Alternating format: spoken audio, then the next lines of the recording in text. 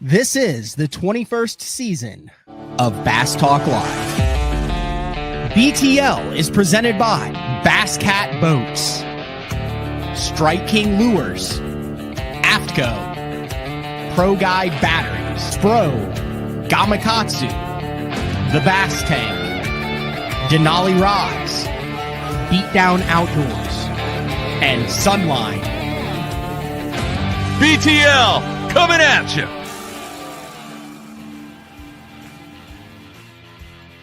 Good morning and welcome to another exciting edition of BTL Bass Talk Live, where we are going to talk about bass fishing. Back in studio, I'm looking at my schedule here, and the end of May, the beginning of June was supposed to be a fairly open time slot for me. I had like a frog hunt scheduled, which we've talked about in depth with Todd Seisner, but other than that, it was supposed to be open. That ended up not being the case.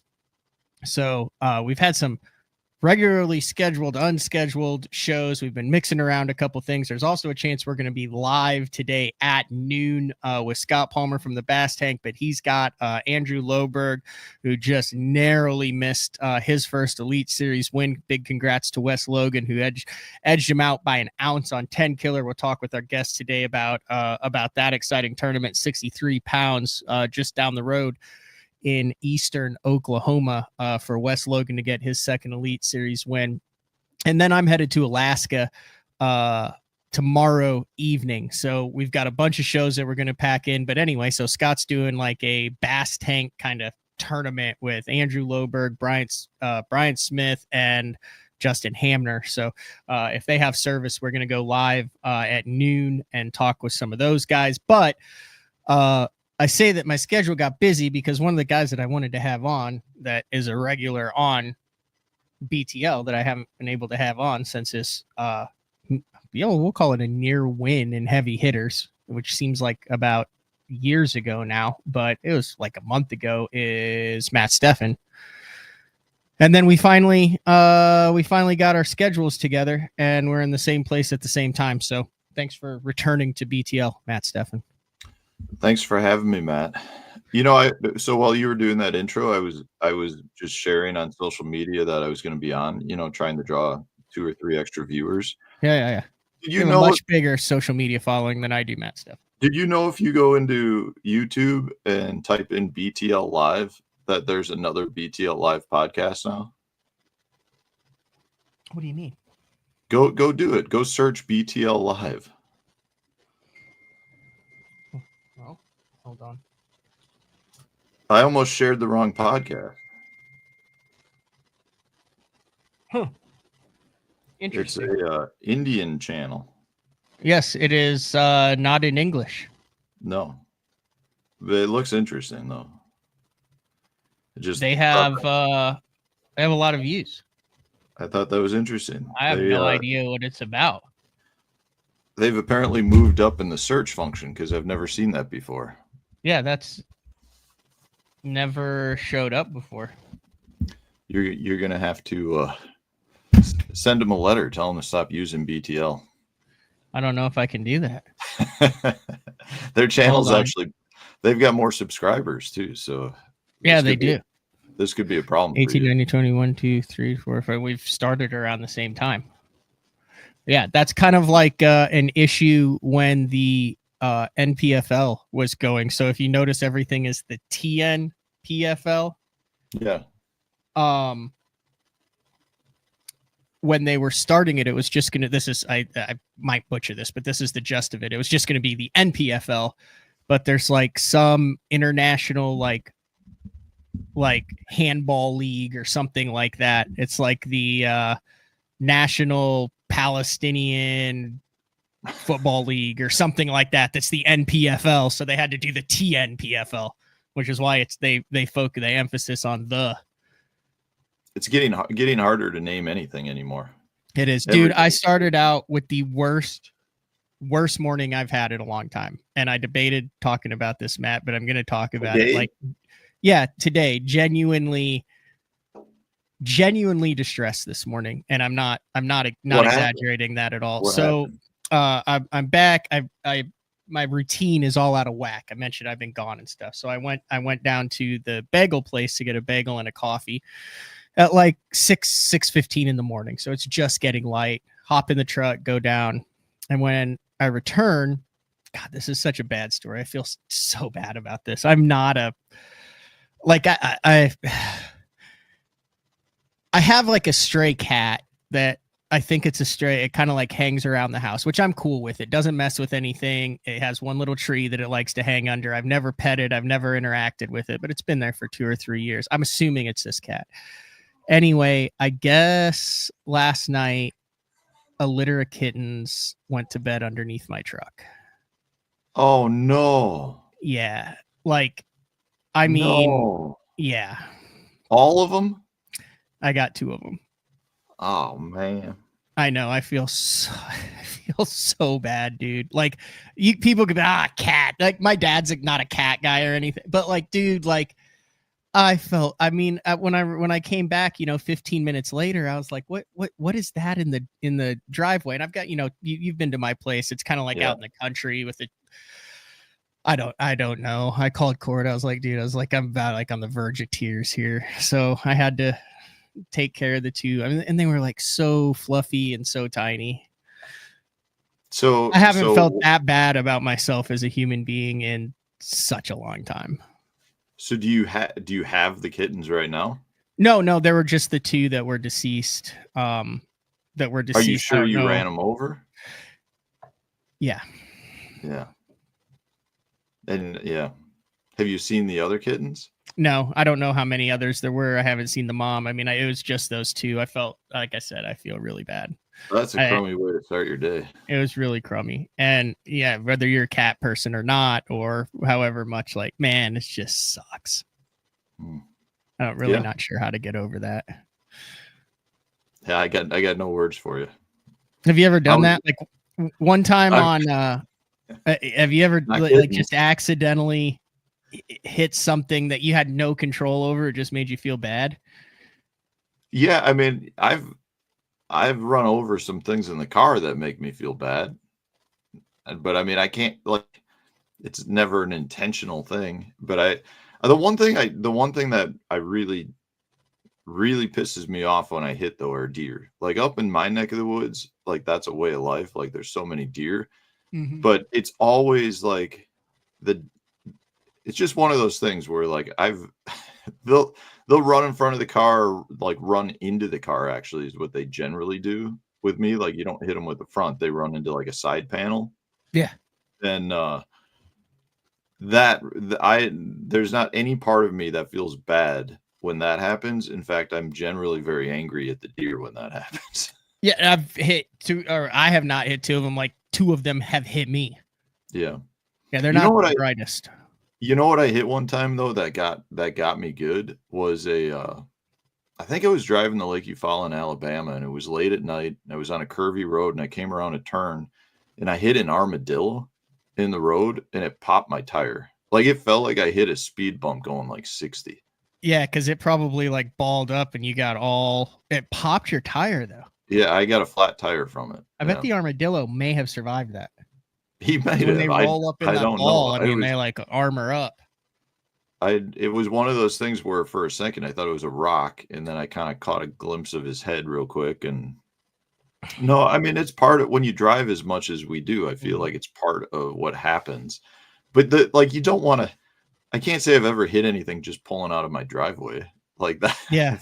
I don't know what I could have done. Like, I promise you from now on, I will like stop and survey. Like, you just hop in and back out. I didn't think anything of it. I didn't see it as I backed out because, as you know, I was looking in the rearview mirror.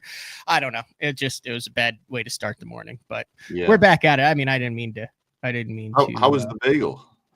Bagel's phenomenal. I get a French toast bagel toasted with strawberry cream cheese. Where do you go? Do you have like a Great American Bagel or like there's like a old school bagel company right down the road. It's like $1.50. It's a good deal. It's hard to find a good bagel these days. That was when I lived in Chicago, we had a bakery down the block. I mean, I guess it was called New York Bagel in Bialy. They're still there. I still get them all the time. They're like some of the best bagels I've ever had in my life. Yeah. I did. I don't know which Matt. This is the thing we run into. He said, "Did Matt get to watch the Wisconsin fishing documentary? I think it's called With a Muskie Veteran Guide mini length feature film. Have you seen that? It's actually pretty badass. It's for one of the boat companies, like maybe. Oh, is this the Alumacraft thing? Yeah, a Lumacraft thing. Yeah, no, I've had a couple people reach out to me. I haven't seen it yet. No, I didn't even know anything about it till people reached out to me. Yeah, about you it. got to watch it. It's really well done. Good. Yeah, it's about just like old school dude who's just been obsessed with muskies grizzled veteran for, decades. And now he's kind of at the end of his run, but he still has a couple good trips left in him. And I think he's up in the Hayward, Wisconsin area, which is where my family's got a cabin. It's where the National Freshwater Fishing Hall of Fame is. So it's on my list of things to watch. It's just been one of those things. I've been so busy, I haven't gotten around to it. Yeah. Have you been on the water since your top? What'd you finish? 5th at heavy hitters? No, I finished 7th at it. 7th at heavy hitters. Have you been on the water since then? I've had a lot of little local events. Wednesday nighters. I fish a series called Head to Head Fishing. So yeah, I've actually spent a pretty good amount of time on the water, which is great. But I actually, from heavy hitters, I actually developed a pretty bad case of like tendonitis, tennis elbow. So and the fishing is not letting it heal at all. So it's pretty sore right now. How did that come about? Were you doing something in heavy hitters that you don't normally do, like skipping under those trees or working a frog a specific way, or swim jig a specific way? I generally do it. I don't know exactly what it was. I mean, it was 4 days of, pretty much skipping and flipping, which, that's what I do all the time anyway. So I've had issues with this over the years, so it'll flare up once in a while, but it's been years since I've had it, but it's a pretty stiff elbow every day getting out of bed. So I'm happy to have it. I'm to come out of heavy hitters with that event, a good finish. It was, probably my last Bass Pro event for quite some time. So it was nice to get out of there with a nice chunk of change, a good finish, some good, TV airtime. So I'm not complaining. Are we talking like surgery, or do you have to do specific things to it? Or I know that there's been I know Ike's out with a bad arm right now. Yeah, it's not at the point where I've gone in and thought about having any sort of surgery. I mean, really, for me, it's always just been just rested. The thing is, I've gotten home, we got our yard all torn up from a bunch of work we had done in the fall. So I've been doing a lot of yard work mixed with fishing, and I just haven't let it really heal, but it's been a pretty uncomfortable flare up of it. Let's put it that way. Probably the worst I've ever had. Yeah, they're saying Hank has a bad arm too. And weren't you throwing a swim jig a lot and a frog and a chatterbait? I was swim jig and vibrating jig pretty much the whole time. I didn't really know about the frog till afterwards. Did it feel good to get the best of Drew Gill in your one and done? Yeah. I know we had talked. It always feels good to get a little bit of my money back from Drew. He generally takes it. But no, it was a lot of fun to be able to kind of get that crew back together from traveling with them last year. We had a nice house on the lake. We just had a good time, good time hanging out. We're a bunch of friends, and unfortunately, Maddie Becker didn't do too well. So it was Drew and I for the last couple days, but we had a really good time. No complaints. Fishing is such a weird thing, and we'll kind of transfer this over to Wes Logan's win this past weekend on Tenkiller. I kind of want to get some of your thoughts on that. That to me was a really cool tournament, and even though it probably didn't pan out how a lot of people thought it would pan out in Oklahoma, how the locals wanted to see kind of that like highlighted on a tough bite with the craziest changing conditions probably that I can remember in recent Elite Series history. It's very interesting to me on, can you name another professional sport where 3 days can like completely change your outlook on the past years? Like it blows my mind on that. So like you're a great example of that. So you fish the Bass Pro Tour, you have a decent year, you finish kind of middle of the pack. I think you were 56th or whatever. They have this weird change.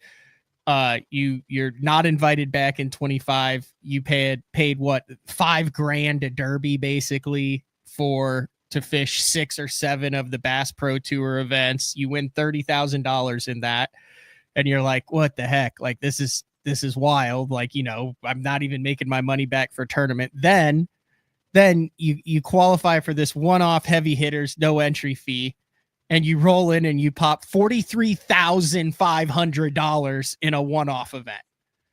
Like that, it just, I don't know where else, like what other sport you can like do that in where it's so low. Like, why the hell am I doing this? To like, you show up, you catch a couple, and $43,000 later.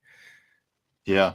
Well, I mean, the reality is, in my opinion, based on it doesn't matter what circuit you fish right now, but the reality is most of the circuits you're fishing to make the specialty event. So, in most cases that's a championship, but with the BPT, they've got Red Crest, and then they've got heavy hitters, and then they've got like the team series, and there's all different things you can qualify for that are no entry fee, guaranteed payout. And from that standpoint, those are the events that generally make most people's seasons in terms of the money that they take home. Because the reality is, if you have a good year and make a championship, you probably covered your expenses if you did not have like a top 5 event where you actually took home like a really good paycheck. But if you go into any of these events and you cash a check, which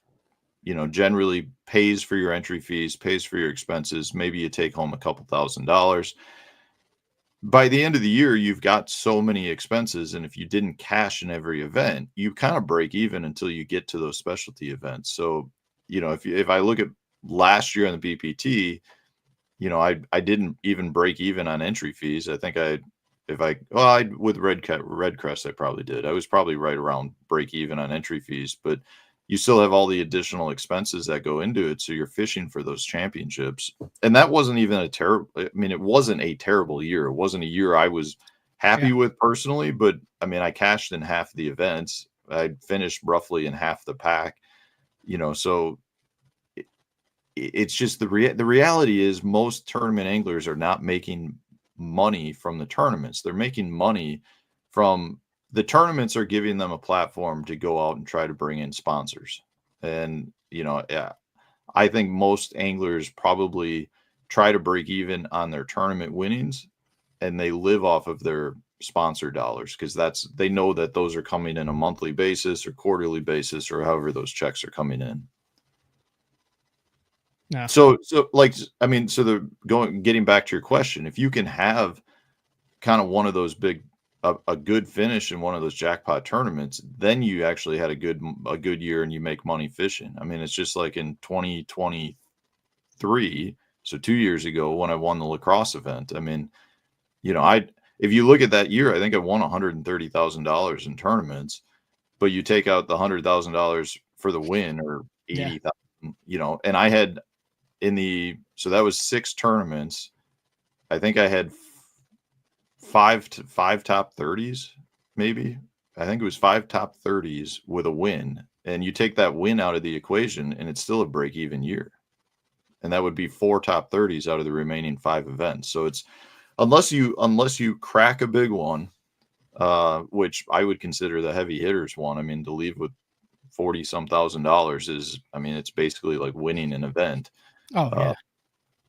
Yeah, it can really change the outcome on the year, but it also changes the mindset too. It's funny because this year has not been a good year fishing for me, and then I go fish that tournament, which I was excited to go fish, but I was really excited more just to see a bunch of the old friends, right? Mm-hmm. Like people I've known, and a lot of those BPT anglers I knew before the BPT and FLW days. So it's always nice to see the people and to be in an event where there's no entry fee, but you have a good finish, you roll out of there, and all of a sudden it's like, when's my next tournament? You're all fired up to go again for the next one because you feel like you're fishing good and you're excited to move on to the next one. Like right now, my next bigger tournament is Leech Lake, and I'm fired up to get to Leech Lake now. Whereas when's that? August, middle of August.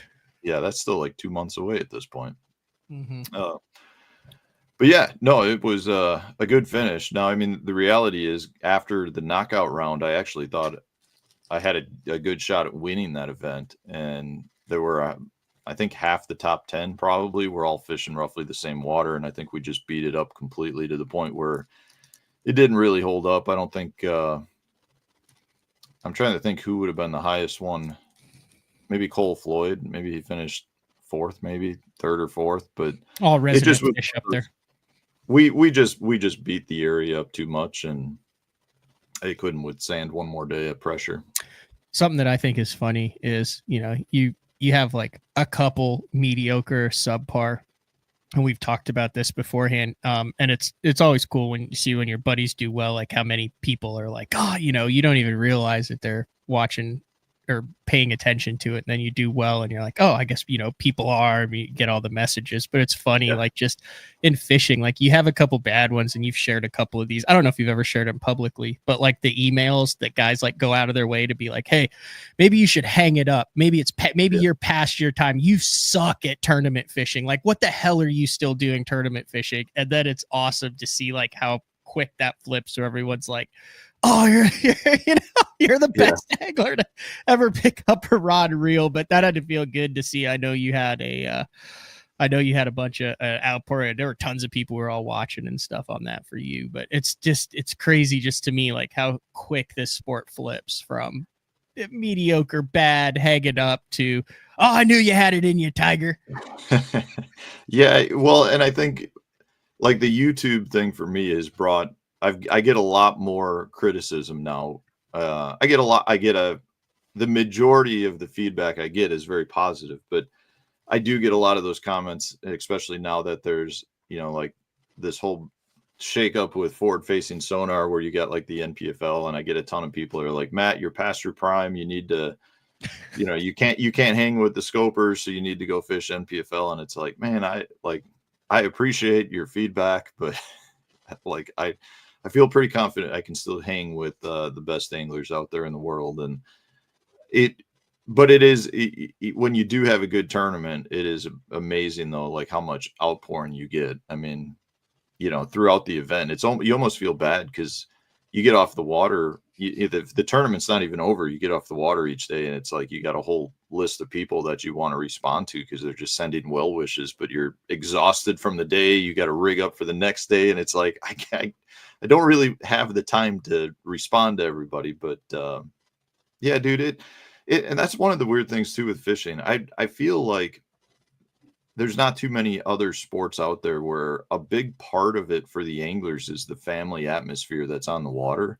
Like, because as much as we compete with each other, we're out there like truly rooting for each other to do well if they're your friends. I mean, not everybody's your friend, but like, I've got a lot of friends that are out there. So like, to even have a pile of the other competitors coming up, and they're just like throughout the week, they're like, I just want to let you know it was BS that you didn't that you didn't get an invite back. And like that means a lot to me, because I've always been an angler that, as much as the fan support is great, fishing has always been really big for me to have my peers recognition and my peers just support. Because if the other anglers recognize you as a talented and a good angler, they're not going to BS you. Like, if you've got that support from your other anglers, that always just has meant more to me than necessarily like the fan support.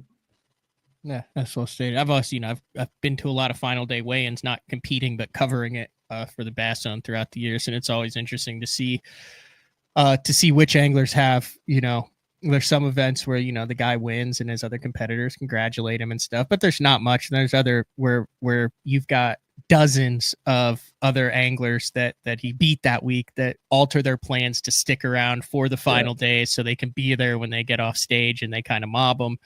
I don't know. I just think that's interesting. Some people value the achievement more so than, I guess, peer respect. But I think there's like a really good happy medium there where you're a competitor, but also respected and liked.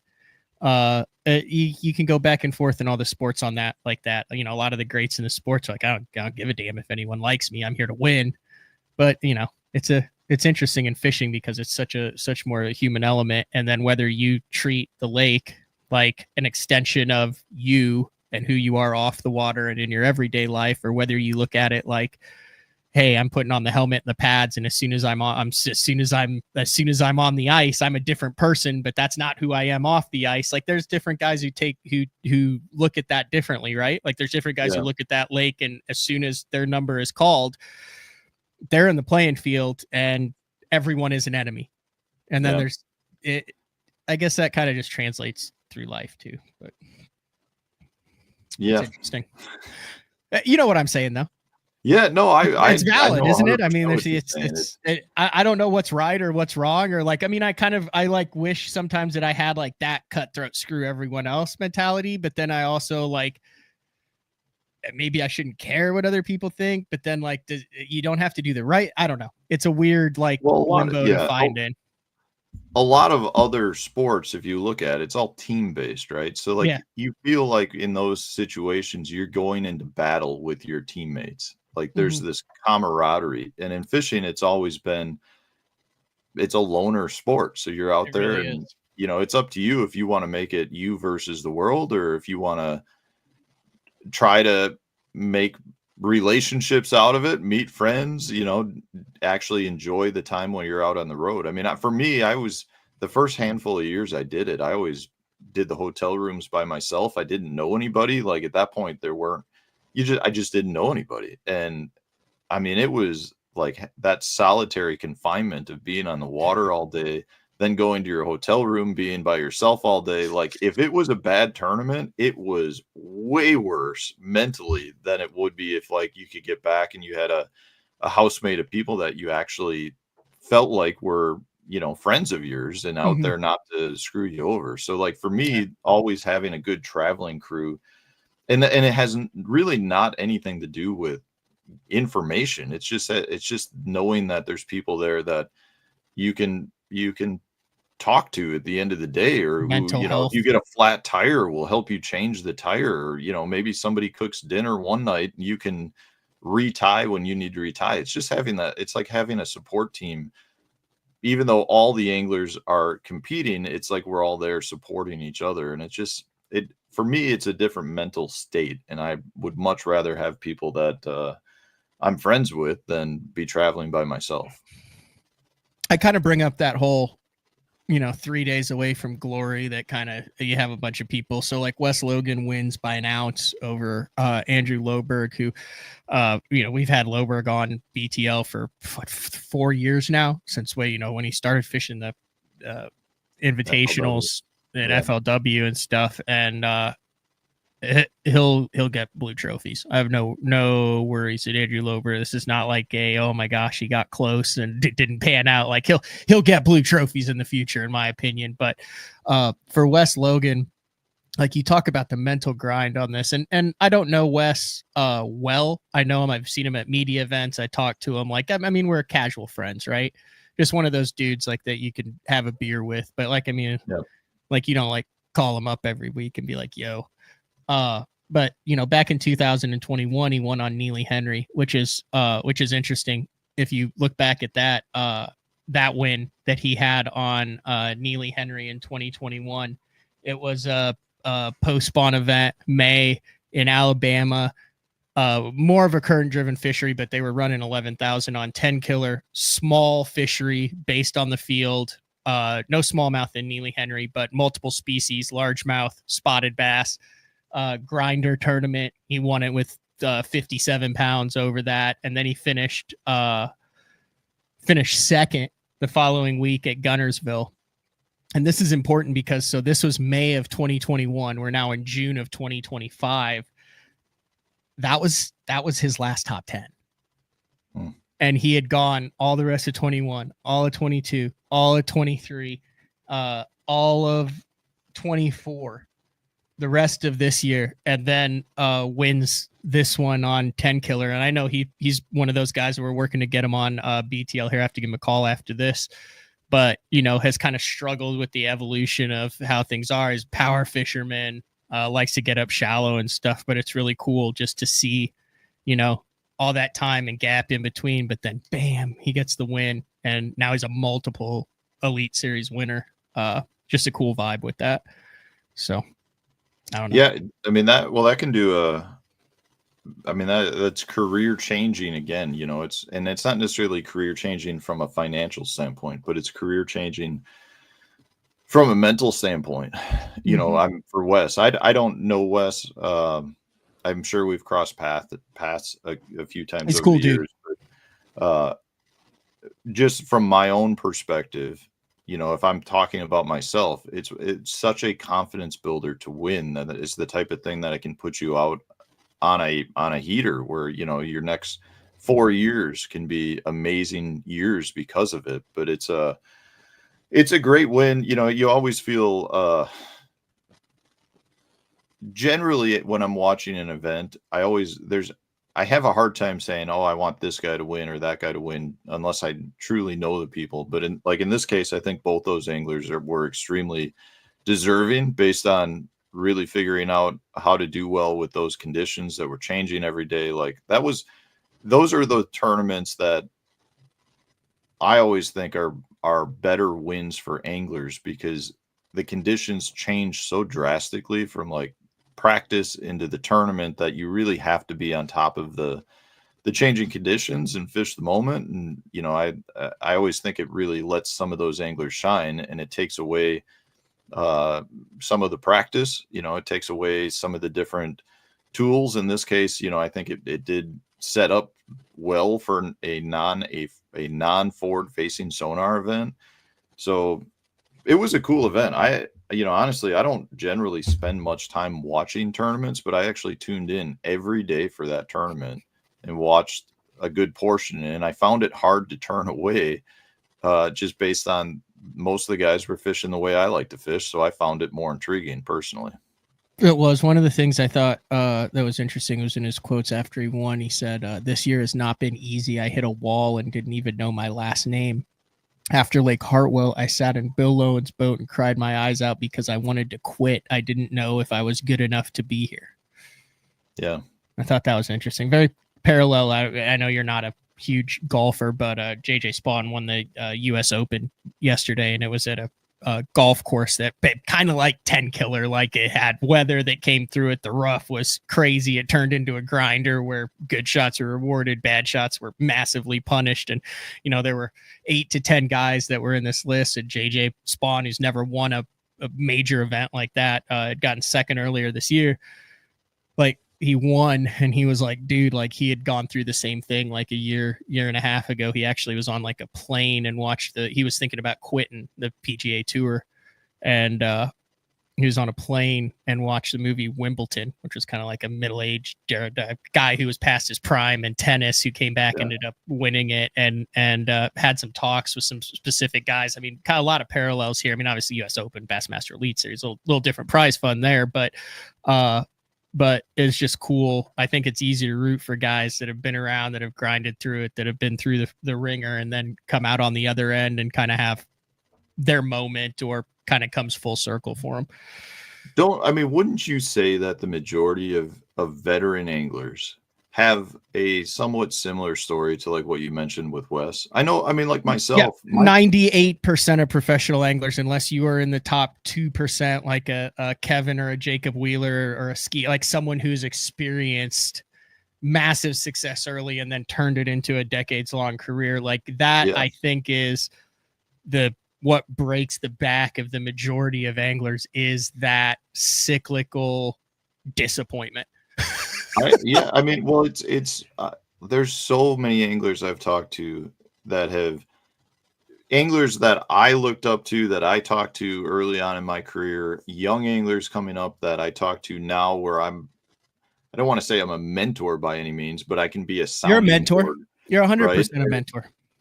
My third year, after my fourth event of the year, I just had a terrible bomb at Lake Eufaula. I was sitting in 120th in points. I was working a full-time corporate job in Chicago at the same time. And I was driving home from that event. I called up Sarah, my wife, and I'm like, I think I'm done. I don't understand why I'm doing this. I'm working my butt off in the corporate world, putting the money into my fishing, and then I'm gambling it and I'm losing it, and it's just not like I'm not having fun. And she I mean, she basically said, "No, you're not quitting mid-season. You're finishing the year. You're finishing the last two events." And I fished the last two events, and I made a top 20 cut at Grand Lake, and then I went to Chickamauga and finished 27th. Ended up like 70s, which was middle of the pack for FLW Tour at that point. Ended up, recouping most of my fees and entry fees and expenses, and went into the next year. And I don't think I ever finished worse than like 41st in points after that. And it's like I look back on that. I was done. I was mentally done. I was, in the same place where it was like I called Sarah up and I'm just like, basically bawling on the phone, feeling like a failure. And and she was the one that made me keep doing it. And then it's like fishing to me has always been it's always been about longevity. The longer you can do it, the longer you can tread water at the professional levels, the more opportunities you get at potentially winning, the more opportunities you get at making relationships that could lead to sponsor deals. It's all about longevity. And like truly for me, I feel like it took me probably 10 years to actually create somewhat of a small brand recognition for myself. And the last 5 years have been pretty good years, but it took me a long time to get to the point where I could say that fishing felt much more like a viable career. And that was with a lot of years of really good tournament fishing. Yeah, really good tournament. I mean, you were one of the most consistent on the FLW tour for a half decade.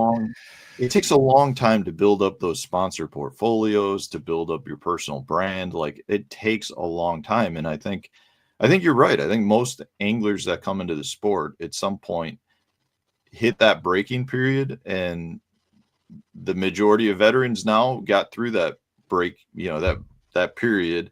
But there's a lot of anglers that hang it up after that and just say it's not what I want, and they move on to a new career. Yeah, priorities change and stuff. Like I was just down in Mexico with Trey, McKinney, and JT, and it's the first time I've been around like some guys that were that young for an extended period of time, and you forget what it's like to be around guys who are so singularly focused on one thing.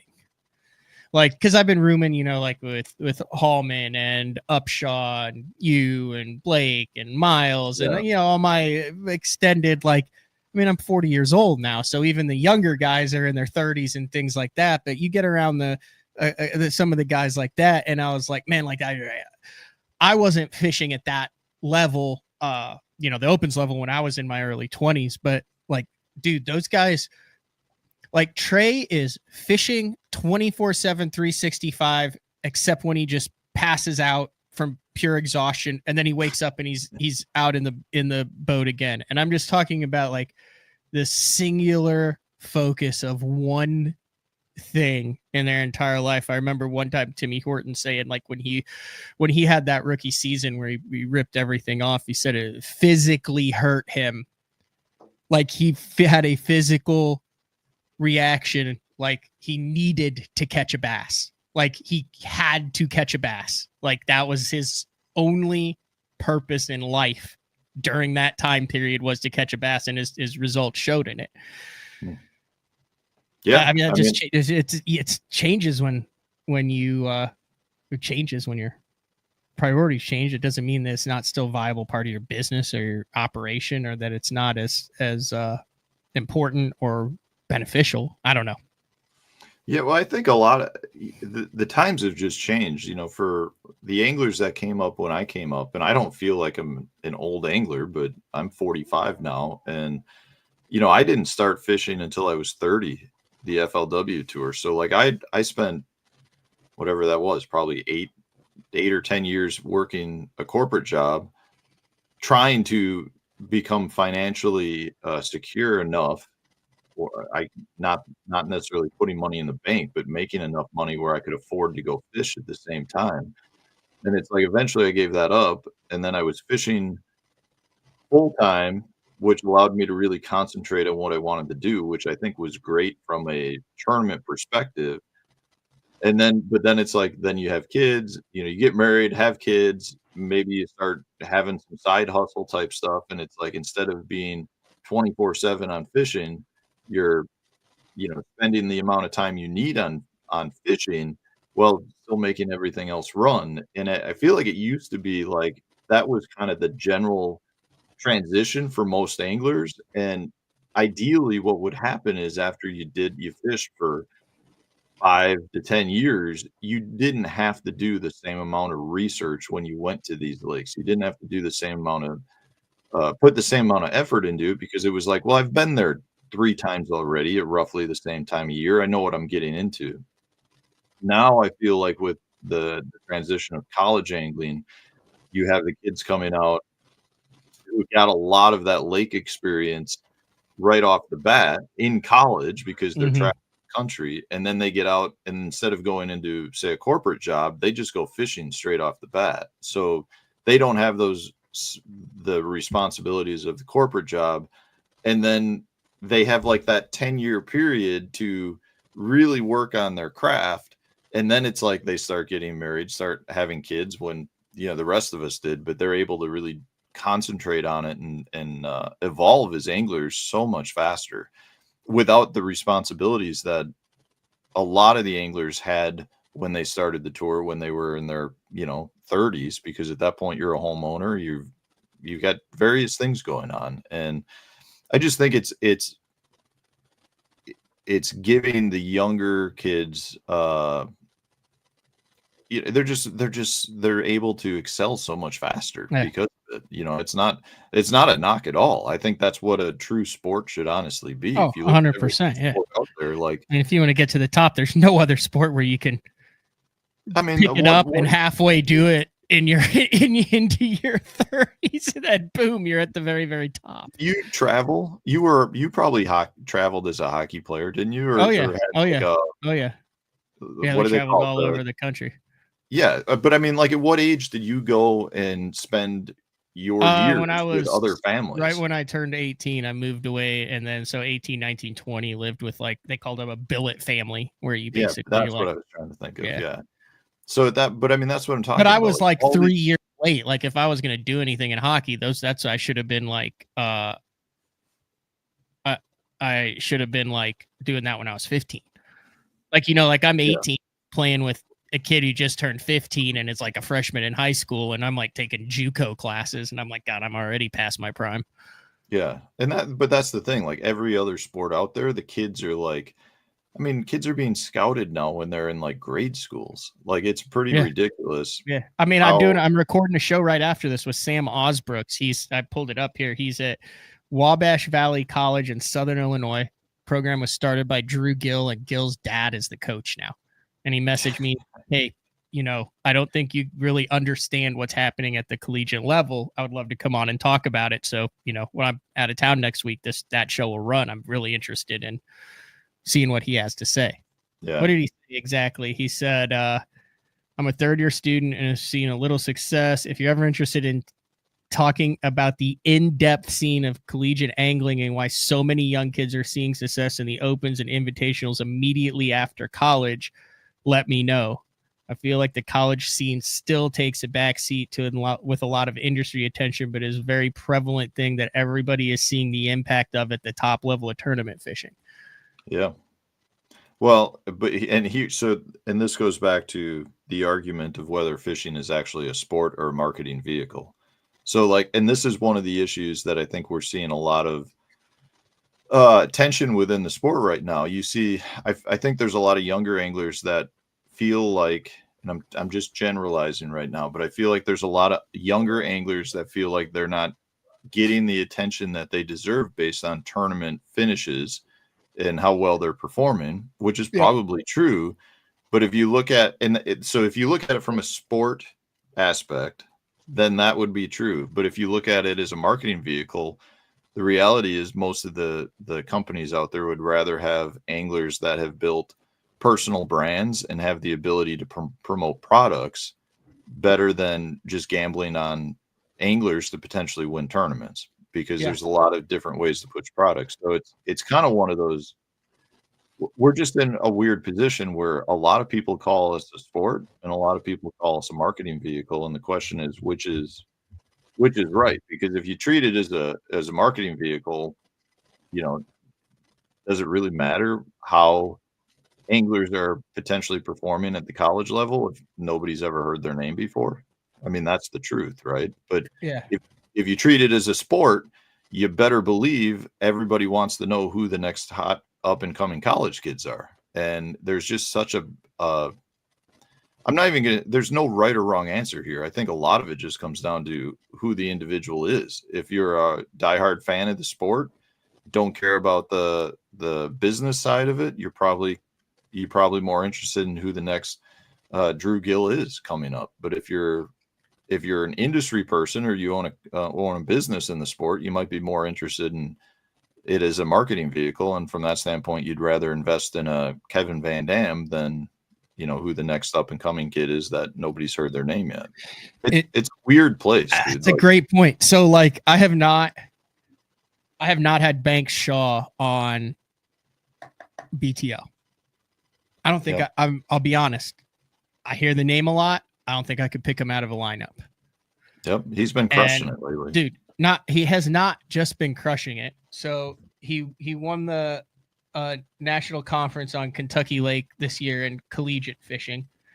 Then he finished 4th in a BFL in the Mississippi division, 8th in a BFL in the Choo Choo division. He's currently leading the Toyota Central division with finishes of 4th, 8th, and 9th. And he's leading the Invitational Angler of the Year with finishes of 3rd, 9th, 8th, and 1st. He has one finish outside of the top 10 across collegiate, BFLs, Toyotas, and Invitationals with wins in 2025. So like if it like I said, like if that was strictly, I'll give him some love there. He seems like a great dude. Like I should definitely have him on the show. Like that looks like a good interview, doesn't it? Yeah, he's on our fantasy team for the St. James, or for the James River. Hank's fantasy team. Oh, okay. But he's done us well this year. That's what I'm saying. Like if that had happened, so imagine if that had happened in like one of the big 4 sports, someone comes in and is that dominant. Like, I mean, they're friggin' blowing up, but like, yeah, it is. It's very multifaceted. It's interesting. The reality is, if we're going to use Banks as an example, and I don't know him, and I don't either. Great guy, but I totally agreed. Heard good things about him. If he keeps fishing the way he does, and he makes the time to work on promotional appearances or developing his personal brand, he'll be a superstar. He'll be set by the time he's 40 at this rate. Mm-hmm. So it's so much of it comes down to the anglers, right? Like, I think there's a lot of anglers coming out of college that their mindset right now is win, win, win, win, win, which is a great mindset to have. But I think they also need to be looking at it from a business perspective, and not just they need to concentrate on the fishing. But if at the same time they can work on building personal brand, they'll be the next set of Kevin Van Dams that come through. And that's what they're talking about. Is so it seems like back, and I know we're long past this isn't going to turn into a marathon today. Like I said, I got to record 3 or 4, but this is not, I had no idea where this conversation was going to go today. Really happy it kind of went here, because traditionally in the industry, you build your brand on your style of fishing. And I think this is where a lot of people are saying, oh, they all look the same. They're all scopers. They all do the exact same thing. So you had a Rojas, who was the frog guy, and a Timmy, who was the deep crank guy, and a Kevin, who was the spinner bait and jerk bait guy, originally. And then you got it. But like their brand was built off of like that guy fishes like I like to fish. Like that's my guy. And so their brand was kind of built for them. And then a lot of people, what they remember now are brands that were built with an empire behind him. So it was either Erwin Jacobs' Walmart deal with the Walmart dudes who made the team guys, who pushed them, who promoted them, who made them into superstars, or the ESPN who was putting millions of dollars into it, in Bass Center and G-Man's Garage and the Elite Series that were trying to take the Iconellis and the Swindles and all that. I mean, if you don't believe me, go back and watch when Hackney and Swindle were battling it out. It was all about G-Man and Swindle and this lowly, humble rookie from Louisiana. Can he take down the John? Like, there was no hype towards Greg. Hey, you go back and watch that episode. It was dang near disrespectful to Greg Hackney on how when he's like other people are weighing in, they're showing Gerald Swindle, not Greg Hackney in this whole thing. Like, but there were machines behind that, and the anglers like played into it, and they did it with the Skeets and the Ikes and Scott Martin and like all the team deal guys and stuff that also had results that went along with it too. But you've got the results now. But I think a lot of like now, like with the fracturing of the leagues, with as many tournaments as there are, with as fast as social media churns and turns over, and without an ESPN or FLW team deal behind it, I think it is really hard to separate yourself from, to where you're not saying, okay, we're going to take you, we're going to put you into the machine, and we're going to make people learn about you.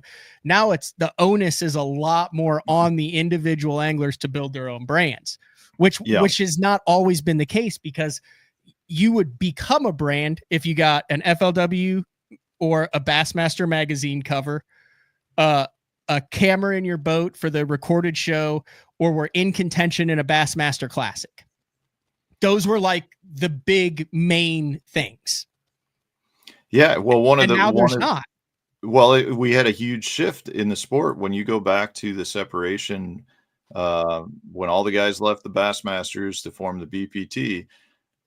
You know, there were a lot of anglers, including myself, saying, man, we hope that this works, because if it does not work, one of the outcomes from it will be the anglers will lose value, because the mindset when that happened was that the fans would go with the anglers. And what actually ended up happening was the majority of the fans stuck with Bassmaster and gave the BPT, the Major League Fishing, a hard time about what was taking place. So, and what the organization saw out of that was that the draw power isn't necessarily the anglers. The anglers are actually very replaceable. And in my opinion, one of the outcomes from that is we've seen the organizations put a lot less emphasis on trying to build superstars out of their anglers versus just letting the anglers create their own brands. I think we're having this conversation, Dominic. He goes, the OG brands were built after they caught them. Got to catch them first. They're catching them, then they form their brands. What we're highlighting are these guys are catching them. Like I just gave the stats for Banks, Shaw. Like there are a handful of guys who are catching them, yet they're not blowing up in they don't have the everyday ethos of the name power is a great way to say it, which is not a knock on them. Like that's the kind of where this conversation went, is to like, why is it not, oh my gosh, like this guy's the second coming. It used to be that if Banks Shaws was fishing Bassmaster back 10 years ago, Bassmaster would make him into a star. Oh yeah, they'd have like the hand-sewn cape that they'd put on him before he went to they won't, in my opinion, the organizations won't do it now at the speed that they used to do it. They will give them some promotion, but it's really much more valuable to the anglers to build their brand themselves, to really be able to control their future and how they're going about it, and not have the expectation that the leagues will do it for them. I mean, you can definitely force it. I mean, if Banks fishes that way for the next 5 years, he'll force it, but you don't want to rely on somebody else to do something for you in the sport. You need to make it happen on your own. And I just think that's a major shift that we've seen. 10 years ago, like back in the ESPN days, they were trying to make stars out of anglers. Like they were really putting a lot of emphasis into that. I don't think that's the case today. No, I agree. All right, we do need to take a break. I was trying to find one of those promos where they made all those dudes look like superheroes on it. We'll take a quick break. When we come back, we'll wrap things up. Heck, we've already been talking about this for an hour. Are you happy with where this has gone today, Matt? Like, I know we don't have any idea what we're going to talk about. You texted me last night and said you want to jump on in the morning. I said sure, and we never.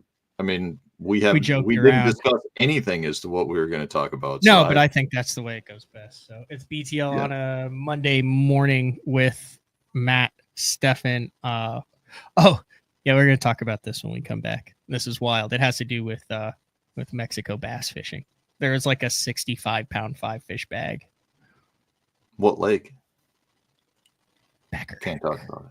No, we're going to talk about it. We'll be back right after this. Pro Bass Adventures is reinventing Mexico bass fishing. With boats equipped with 12-inch Garmin units and LiveScope Plus, free loaner fishing rods, and no-cost airport transportation, Pro Bass Adventures is proudly putting you in the best position for success. Pro Bass Adventures has lodges on Lake Baccarat and Lake El Salto, Mexico's two best trophy largemouth bass lakes. Visit probassadventures.com or email probassadventures@gmail.com. The official Mexico fishing lodge of Bass Talk Live. The new Puma STS has been redesigned from the ground up. With the angler, design, function, and performance in mind, nothing on this new offering was compromised, and the only thing carried over from the previous version is the name. Based on the Soft Touch series hull that started with the flagship Jaguar, this new model is nimble and performs incredibly well at all speeds with either a 250 or 300 horsepower engine. Featuring a new 96-inch wide-body footprint, this hull measures out at 20 foot 7 inches in length. Industry-leading design coupled with tournament-winning performance. The Puma STS from Basscat. Feel the rush.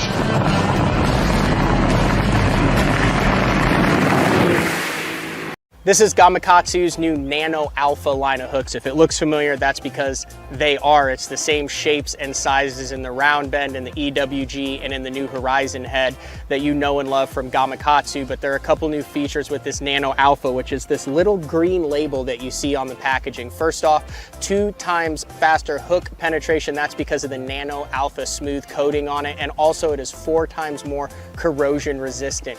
Check it out, Nano Alpha. I've been using Sunline Shooter for the majority of my career. Millions of dollars made, lots of bass caught, and the gnarly, gnarly stuff. If you need a abrasion resistant, tough fishing line for the really, really mean stuff, Sunline Shooter is for you.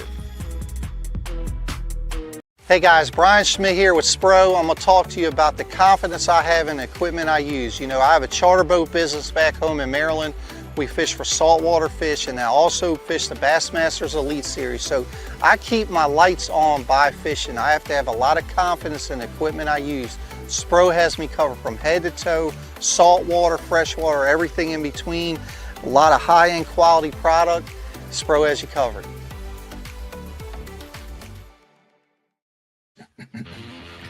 Welcome back. BTL on the Monday. Talk with Matt Stefan. Interesting question in the comments here. You're a tackle company owner, right? With Core Tackle. Matt, as a tackle company owner, do you keep on top of college anglers for sponsorship? Like, what is their value? Like, are you looking at guys going, hey, like I need to put some Core Tackle in these guys' hands because it will definitely move more product, or is that not No, absolutely. No, we absolutely, we are paying attention to who's doing well. You know, I think there's actually a little bit of a trend in the sport to try to get these anglers soon before they make a big household name, because, you know, obviously if you start a relationship early on, you have the ability to start them at a lower pay, which is good, and develop a long-term relationship. And the reality is, you know, I think with most sports and most people that, you know, if you can develop a relationship with the people, you know, it just turns into a better deal in the long haul. So yeah, we are definitely watching and paying attention. We're also not, you know, these giant companies that have the payroll to spend a bunch of money on anglers. And we're kind of in a tough position where it's like, do we take a stab at some of these anglers that are coming up, or even existing anglers that don't have a big platform yet, and hope that they crack a win and crack some top 10s where they can get us some top 10 bait photos, things like that? Or do we look at guaranteed returns, which are more through other avenues than anglers? Meaning, like, do we put that money into YouTube content creators, which generally have a pretty safe return? You can kind of figure out how many clicks you get based on 1,000 views. So generally you have a guaranteed return. You might not hit the home run though, if that you would hit if an angler cracks a win, right? But you know you're going to get a return on your money. Or do you put that money potentially into things like paid ads, you know, and kind of older actual marketing avenues? So it's, for us, we don't have the budget to really say we're going to put money all over the place and hope that you capitalize in all areas. For us, it's kind of like, when we get some funds to put towards marketing, we, in some cases, put it towards anglers. In some cases, we've put it towards other marketing avenues. So it's kind of we look at it on like a case-by-case basis as to where we're at, but we definitely have an eye on who those anglers are. I think we're on the verge of a very, very interesting next year and a half, especially for those anglers that are dominating things. So BPT this year obviously went to the split format, one period of FSS, 2 periods without. Invitationals went to half and half. I would say there is a chance that you'll see changes at lower MLF levels next year. I have no idea if there will be. I'm just saying I think there is a chance you'll see that. Also, some smoke over on the Elite Series side with the Angler Board, that there potentially may be some FFS changes going into 2026 season. Nothing in stone yet, no announcements, but yes or no, Matt, it's fairly safe to say things seem to be right now, as of June 16th, heading that way.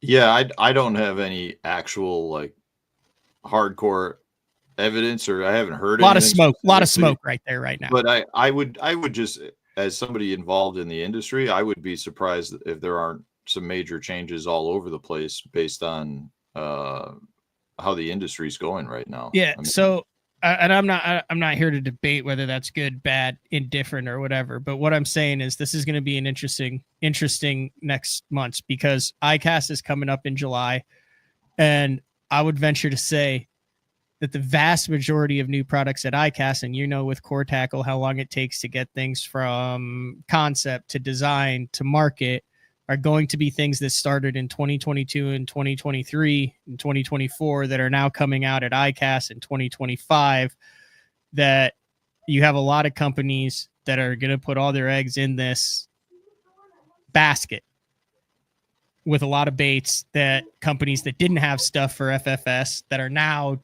designing it, that are actually going to be released at this upcoming ICAST. Would you not? Is that a fair assessment as well?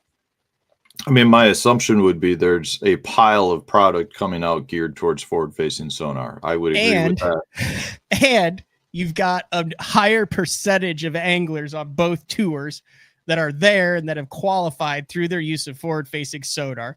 You've got a ton of companies that are adjusting their marketing strategy, their R&D dollars, and their production budget to forward-facing sonar. And you've got your major organizations that have allowed this and have a growing percentage of anglers that are on it based upon their acuity and talent with forward-facing sonar, that they are now going to chop and stop. So you're going to have all of this stuff and all of these anglers, and it's going to be this weird limbo thing to where it's now no longer going to be as important. You see where I'm going with that, Matt? Yeah. Well, it's going to be a weird next year and a half. Yeah, this has been a point that a lot of people have been making for a while, that the longer forward-facing sonar is around, the harder it is to potentially take it away, right? Mhm. Like, because if early on, a lot of the companies, from my understanding, were not overly happy with forward-facing sonar because their baits weren't selling. But now over the past 2 years, if they've created baits to sell towards forward-facing sonar, they need forward-facing sonar to sell those new baits, which hopefully, put them back in the black and make them profitable. So it's definitely a weird situation. Um, I mean, ICAST as a whole is going to be kind of weird because there's going to be a lot of companies that aren't involved in ICAST that have been there in the past. There's it. Are you going to ICAST? You didn't go last year. Might be 2 years in a row. Come on. I need somebody to bowl with. You doing another core tackle bowlerama? Well, we don't have a booth there. I'll be there for working for other companies and stuff, and maybe doing a little core tackle stuff, but we don't have a booth. It's going to be an interesting off season. That would be my assumption. I think we're going to see some changes all over the place. It's interesting. I don't know. I still don't think that the industry is in as bad a shape as the ambulance chasers and click view chasers would like you to believe it's in.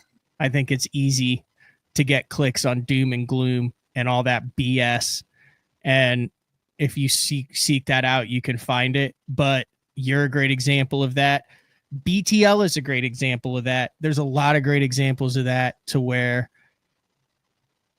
this is a very viable industry, and there are large portions of it that are still extremely healthy, and there's still a lot of people that watch this, that follow it. It's their passion.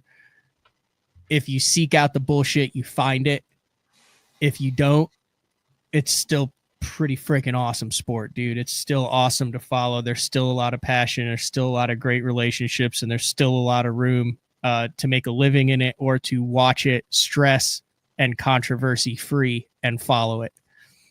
I will stand by that, because I talk to people that are examples of that on a daily basis. The sport is not going anywhere. No. When I say sport, I'm talking bass fishing for everybody from the tournament level down to the, once a year fun fisherman. There's always going to be the sport of bass fishing. The change, for the most part, in my eyes, is more at a professional tournament level, and I think potentially a product level that companies will be coming out with that. And I'm not saying necessarily geared towards forward-facing sonar. I just think, a lot of the growth is still anytime somebody comes out with something that's new and exciting within the fishing world, whether that's a new reel or whether it's a new bait to catch tuna, whatever it is. Anytime, there's something new and exciting, you see how there are anglers out there that want to support the sport. I think right now, the majority of the negativity is really encompassed around the professional circuits. And I think some of that is probably pretty well just in terms of they've brought it upon themselves and they've made poor decisions. But, I think the tournament world will figure out what they need to do moving forward. But the sport of bass fishing is there, the people that are involved in it. And I still will. One of the greatest things about tournament fishing in the old days, when we used to have co-anglers, was the fact that I could have a stranger get into my boat and not have any concerns at all that the day would be fine, because we had a mutual love of the outdoors and bass fishing. And that's what everybody watching this right now has, that love. Otherwise you wouldn't be watching it. And there's probably one dude in India going, "This is not the BTL live that I signed up for." Well, maybe he's a fan now, but the reality is it's the common bond that all of us have that make us love the sport. The tournament world has some issues, but that'll get fixed. But we still have the foundation of the actual sport of going out and catching bass that we all enjoy. And as long as we have that, there will be a foundation that keeps the outdoor business around. And that's what we have. I think we end it there, Matt Stefan. I mean, That was a great cap on it, unless you have a list of other things that were just heavy on your heart that you wanted to get off the table. I don't know. Maybe I'm a little bit more reflective due to today's unfortunate circumstances that started the morning. But. Yeah, you've got a busy day of BTLs to get ready for your trip, and you need to go recover from your morning. I did. I visited Omnia last week. I got this hat. This was their St. Jude hat that they sold to raise money for this past year. So I was pumped to get my hand. From the angle you have, I keep thinking it's the old school Cubs hat because it does kind of look like a Cub. But no, it's like I feel like that's pretty smooth. A lot of the companies are going to like the white hat, which is a bold strategy in bass fishing. So like you kind of have to rotate and be careful when you wear it. And then like also the rope hat and like the kind of unstructured stuff, like the Richardson 112, I feel like is the hat of the 35 plus now. Yep. I'm not a fan of the rope hat. I'm a fan of a couple of them. Some of them just do not fit my head right. I'm a fan of the Richardson 112. I'll show you what I did get that I'm going to do some giveaways for.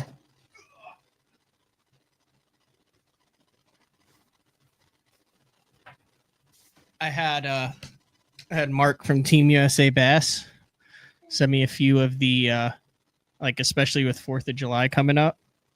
I like that. Is that not a smooth 4th of July hat right there? Where's your gold medal? On the back. Yeah.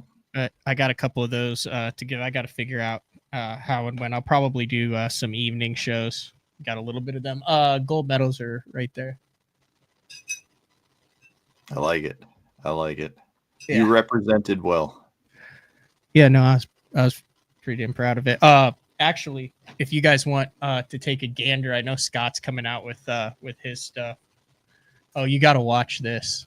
Upshaw just posted day 1 on Let's Fish TV. You gotta watch this net job, dude. This is the worst team tournament net job in the history of bass Olympic fishing. Yeah, so there it is right there. So it's a full episode. You can watch it on YouTube. I got to get to the point. So Upshaw hooks it. Okay, here it is right here. Watch this. This is the worst net job in history. So we'll just watch it. It's a 6.5, 7 pounder. And you'll see. So I made a veteran move right off. I'll just watch it. Don't grab the net. Just watch this. You're grabbing the net. That always drives me nuts. Oh, no, you're about to just log off. Yeah. Just watch this. That's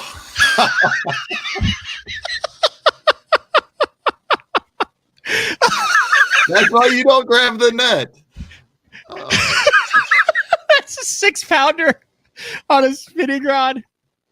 So if you see right here, so I'm holding the net because I don't want the fish to come up, roll, and get the bait caught in the outside of the net and pull off, right? So you can understand why I'm holding it, right? No, it's always an error. Here comes the why do you not ever hold the net? Because the net shouldn't be in the water to begin with. It's not in the water. I know it's not, but I'm saying it wouldn't normally be interfering with where the fish is at. So well, look how long how deep the net is. I can't tell you how many times I've seen guys do exactly what you did. And generally what'll happen if you're worried about the fish getting caught on the outside of the net, a lot of times they'll get caught right at the front of the net because it's tight, and then they get caught and flop off that way. So we'll go back to it. So I love trying not to stab at it, but what happens is I forget to let the back of the net go, which creates a trampoline effect when I go to net the fish. This is beautiful. So see, I forgot to let the net go. What did he Still have that on? forgot. You know? Yeah. I mean, I can't believe you're showing that. You should pay Upshaw a lot of money to take that out of the episode. oh my What? God. Hey, what did he Oh, catch it that on looks him? You know? Yeah, it looks so much worse when you pause it. If that was a crankbait, that fish would have come No. off midair. So much worse when you pause it. Oh my gosh. So I should have let it go. There it goes.